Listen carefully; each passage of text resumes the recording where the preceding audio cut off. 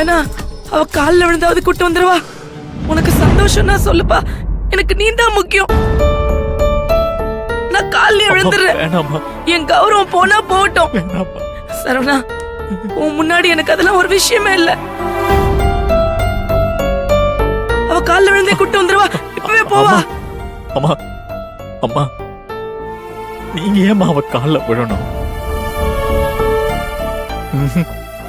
அதெல்லாம் ஒண்ணு வேண்டாமா. என்னால நடக்கிறத தாங்கிற சக்தி இல்லம்மா. அவ இருக்கிற வரைக்கும் ஏதோ ஒண்ணு என்ன அப்படியே இழுத்துட்டு போற மாதிரி இருந்துச்சுமா. எவ்வளவு கஷ்டம் வந்தாலும் அது பெருசா என்ன பாதிக்கலமா. ஏன்னா நான் எவ்வளவு அழுதாலும் கஷ்டப்பட்டாலும் வேதனையா இருந்தாலும் அவளை பார்த்த உடனே எனக்கு அப்படியே எல்லாம் பறந்து போயிருமா. அது ஏன் நீ இப்ப வரைக்கும் எனக்கு தெரியலம்மா. இப்ப கூட பாருங்க, அவளை வீட்டை விட்டு துரத்துனது நான் தானே. ஆனா என்னால நிம்மதியா இருக்க முடியலமா. எதையோ இறந்துட்டேன்னு மட்டும் தோணுதுமா.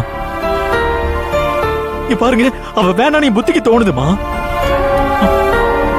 மனசுக்கு தோணலமா. நீங்க போங்கம்மா, என்ன நடக்கணுமோ நடக்கட்டும். இல்லப்பா, நீ சாப்பிடாம இங்க யாருமே சாப்பிடல. நீ பண்ணிருக்கிற தியாகம் சின்ன விஷயம் இல்ல. இப்பதான் நீ ஒரு முழு அண்ணனா மாதிரி ஸ்ருதிய காப்பாத்திருக்க.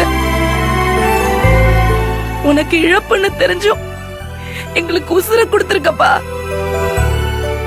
உன்னை என் வயத்துல பெக்கலையங்கிற குறை இப்ப தீர்ந்துருச்சு. நீ தான் ஸ்ருதியோட அண்ணன், அதுல எந்த மாற்றமும் இல்ல. அவளுக்காக நீ எதையும் செய்வன்னு இப்ப நம்புறேன். சரியா? உன்னை தொந்தரவு பண்ண விரும்பல. நீ எப்ப பசிக்குதுன்னு சொல்றியோ அப்ப எல்லாரும் ஒன்னா உட்கார்ந்து சேர்ந்து சாப்பிடலாம். இல்லன்னா யாருக்குமே சாப்பாடு வேணாம். அம்மா,